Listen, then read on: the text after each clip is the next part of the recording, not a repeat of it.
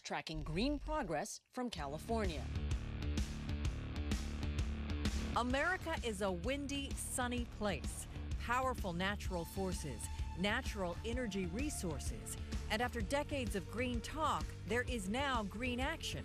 The country is increasingly flipping the switch to alternative power. Most of our energy is going back into the grid because right now we're not even using our electricity very often. The Energy Department says renewable energy consumption grew 17% in the U.S. from 2004 through 2008. That includes conventional hydroelectric plants. Solar consumption has grown 40%. Wind power usage has more than tripled.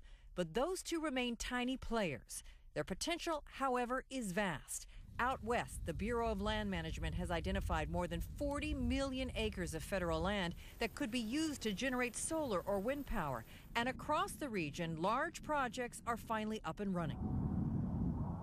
Now comes the true test. What works? The entire house is all solar powered. What makes money? Yes, we are turning a profit.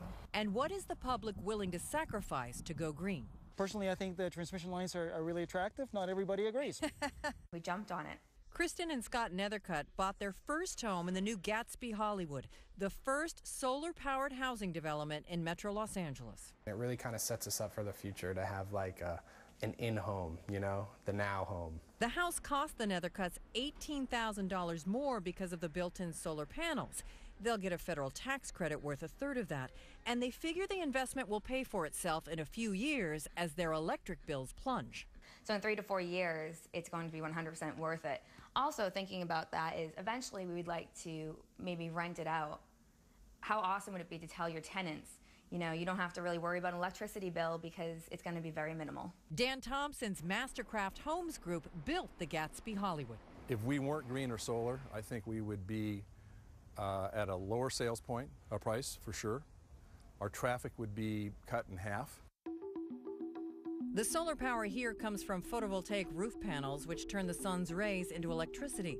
But other companies are increasingly using the sun's heat to generate power. The Saguaro solar power plant run by APS in Arizona is the first solar trough built in the U.S. in 20 years. It uses the sun's heat to turn a mineral oil into a vapor to power turbines, avoiding the need for water in a parched desert. But down near Tucson is proof that the one organization embracing green like no other may be the military. So all in all, we're at 4 megawatts capacity right now, and we'll be at 6 megawatts. Jets scream overhead at the Davis-Monthan Air Force Base, where Actis Lend-Lease has been hired to tear down old base housing and replace it with new homes that are as much as 30% more efficient. Between the roof panels and the 45,000 panel array nearby, this is the largest solar-powered community in the continental U.S. Currently, this community generates 50% of its power from solar, but the ultimate goal is to reach 70%. Still, as Americans green up, there are reasons consumers should be wary. This is the inverter box. Carolyn Stevens is a widow who lives outside San Diego. She is a walking, talking warning to those who might get sold a green bill of goods. Last year, she installed solar panels after she claims a salesman promised her they would lower her power bill 90%. They only cut it by a quarter of that. How much did it cost you? $17,000. Stevens figures it'll take her 30 years to recoup her investment. And I was really looking forward to it, and that's why I'm so upset, is because it hasn't produced what I was promised. Well, I'm not too pleased with it. Across the country in upstate New York, Hal Graham has discovered what happens when you live too close to a wind farm and the breeze kicks up at night. These things hum. It's like a jet engine in the backyard going. But the biggest challenge facing green power may not be generating it, but bringing it to you. Building a transmission line in California will take anywhere from 7 to 11 years.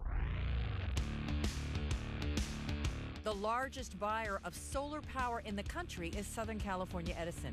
It is spending $2 billion to link 4,500 megawatts of wind and solar power, including this wind substation in Tehachapi, California, to customers in the South.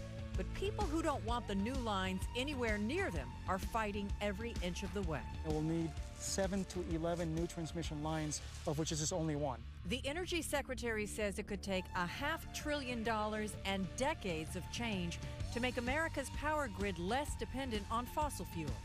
Every day, new plans are proposed, goals set, money raised. And as fiction turns to fact, Americans are learning a powerful lesson. Moving from old to new takes a lot of energy.